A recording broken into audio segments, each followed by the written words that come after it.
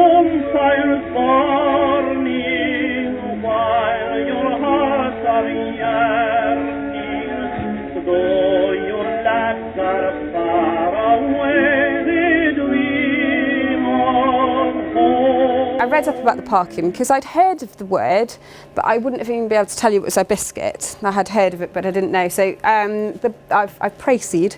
It was quite, ginger. So Parkin is made, and it says it's delivered around bonfire night. That's the tradition. There are actually a few versions of this, and it's a treacly snack is what it was put under. But then the other side of that was some make it more cake-like, and that was the original Yorkshire way of doing it. And I've seen a few different versions, but it's more of a ginger biscuit was what the so I read up about, because it said oatmeal. Now I didn't know how far down they ground it, because I didn't know if they used it for other things, so I read up about that as well. Basically it could mean any kind of ground oat, so it could be ground, it could be pinhead, it was literally anything that they could get hold of, is what I read up about it. So or it could be milled down even finer as well, which I think they used to use for the cooking at the time. So we've not used the bigger oats, we've used the sort of the porridge type oats that you would get nowadays, and that's what we're going to make it out of.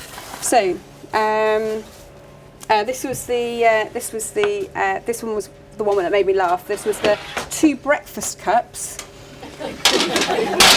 Now, if you've seen my breakfast cup of tea, I can assure you it's not this size. So 2 breakfast cups of oats. I think I was a bit generous there, sorry. I put some in just in case. That was my breakfast cup. Yeah. So two breakfast cups. Now, this is for me, I just had to, the chef's side had to kick in a little bit, and I just had to try and form some kind of oat type biscuit, or what resembled. When I first started, it didn't, but that's okay. So, and then it says, of course, the coarse oatmeal. Then I've got 6 tablespoons of butter, which I've actually just broken up. So we're just going to do the same as we did for the flour and butter before. Can't believe they didn't have KitchenAids back then. I really can't. All this manual work. Ounces. Ounces, yes. But there's also the gills. I've been much nicer. Yeah, I was around when we had the crossover of the ounce to the gram, and I do remember that being quite a big thing. That was massive when you had to convert that over. Treacle was something, I don't know, was treacle something that was sort of ready available? Because that seemed to come up quite a lot. It must be a depth of flavour that they could achieve, because I can imagine things were pretty bland.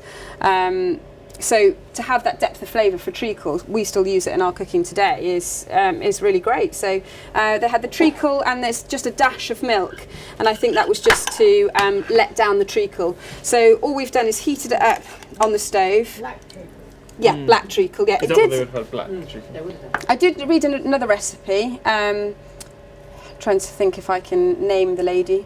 It was Delia Smith, actually. I will tell you. I did cross her recipe from the old-fashioned recipe. It was very different, very, very different, and she had, golden syrup and honey and so on and so forth. So, but I was quite interested to see someone else's spin on it, of what they do nowadays. And of course, our palates have changed. And so, for instance, when you taste these today, and if some of you did, as I say, they're quite healthy.